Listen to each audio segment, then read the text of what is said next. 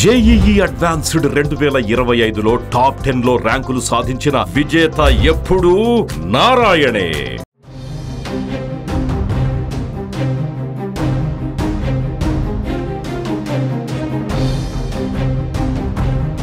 ఏపీలో డ్వాక్రా మహిళలకు ప్రభుత్వం తీపి కబురు చెప్పింది.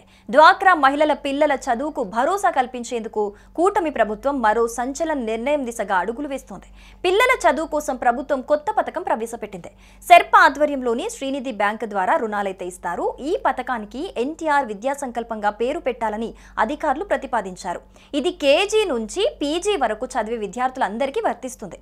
ప్రభుత్వ, ప్రైవేటు పాఠశాలలు, కళాశాలల్లో చదివే విద్యార్థులు కూడా ఈ పథకం ద్వారా లబ్ధి అయితే పొందవచ్చు. శ్రీనిధి నుంచి తీసుకున్న రుణాన్ని పిల్లల చదువు కోసం మాత్రమే ఉపయోగించాలి. ఫీజులు, పుస్తకాలు, యూనిఫామ్ కొనుగోలు చేయొచ్చు. సాంకేతిక విద్య కూడా ఈ డబ్బును ఉపయోగించవచ్చు. ఊరి నుండి దూరంగా ఉన్న పాఠశాలలకు వెళ్లే విద్యార్థులు సైకిల్ కొనుక్కోవడానికి కూడా అనుమతి ఉంది. డబ్బును దేనికోసం ఖర్చు చేశారో రసీదులు శ్రీనిధి అధికారులకైతే ఇవ్వాలి.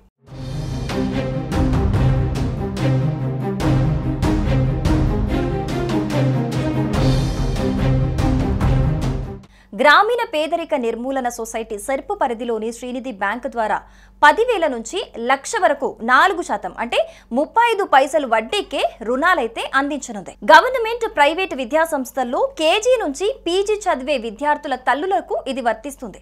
తీసుకున్న మొత్తాన్ని గరిష్టంగా 36 నెలల వరకు చెల్లించే అవకాశం ఉన్నట్టుగా సమాచారం. కేజీ నుంచి పీజీ వరకు ఈ పథకాన్ని అయితే అమలు చేయనున్నారు. ప్రభుత్వ, ప్రైవేటు పాఠశాలలు, విద్యా సంస్థల్లో చదివే విద్యార్థులకు వర్తింపజేయనున్నారు. ముఖ్యమంత్రి చంద్రబాబు చేతుల మీదుగా త్వరలో ఈ పథకాన్నైతే అమలుకి తెచ్చేలా అధికారులు కసరత్తును పూర్తి చేశారు.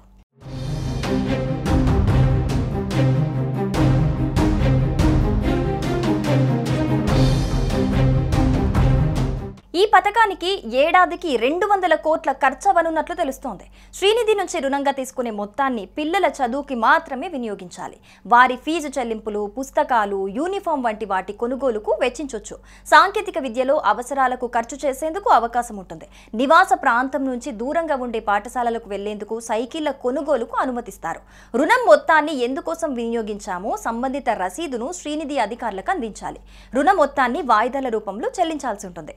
తీసుకున్న మొత్తానికి అనుగుణంగా కనిష్టంగా 24 నెలల నుంచి 36 నెలల వరకు చెల్లించే వెసులుబాటు కల్పిస్తారు.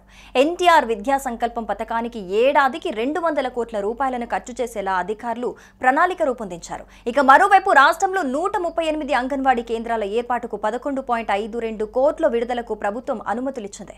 పీఎం జన్మన్ పథకంలో భాగంగా ఒక్కో కేంద్రాన్ని 12 లక్షలతో నిర్మించనున్నారు. ఈ మేరకు ప్రభుత్వం ఉత్తర్వులు జారీ చేసింది.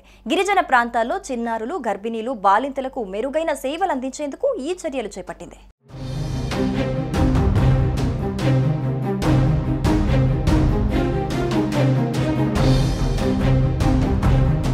సుమన్ టీవీలో మీ పర్సనల్ అండ్ బిజినెస్ ప్రమోషన్స్ కోసం కింది నెంబర్కి కాంటాక్ట్ చేయండి.